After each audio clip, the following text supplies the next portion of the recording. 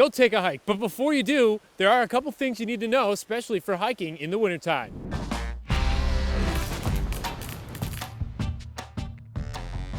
Joining me today is our morning meteorologist and avid outdoorsman himself, Neal Estano. And Neal, last year, because of COVID-19, we saw a lot of novice hikers. And with that, we saw a record number of rescues out in parts of the Adirondacks and in the Catskills. We want to avoid that, obviously, heading into the wintertime. What are some things that you need to know and be prepared for heading into a winter hike? Well, what people really need to know is what the weather's going to be. So our forecasts are very key. You want to know what you're getting into, and keep in mind that the weather might be fine at the base where we are now. You get climbing up into the mountains and it changes, and it can change a lot. So I like to be prepared for almost anything. So I start with a base layer of long underwear, no cotton. Cotton kills. Right. Cotton is rotten. So you don't want cotton next to your skin. You don't want cotton anywhere. And layering is key. Layering is key too. What about footwear?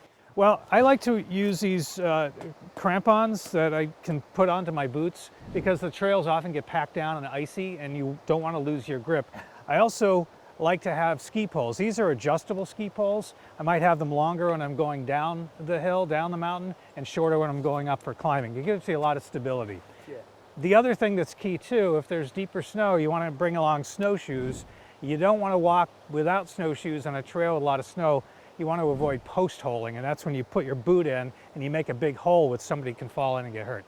Very true. Another thing we wanted to say is you want to make sure you actually know your route that you're heading on. Sometimes it might be harder to find the trail mark, and it's not that good to stay on your cell phone either because in the colder weather, as we know, the battery dries a lot faster. And you lose signal up in the woods. Too. The other thing I bring, even though you might hike starting in the morning, bring a headlamp because you never know if you get lost.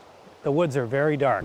Very true. Like you said, you might want to start out earlier in the day because the sun sets earlier. You want to make sure you're down before the sun sets for us there too. Right, early in the winter, you know, sun can set at 4:30. So exactly. What about food?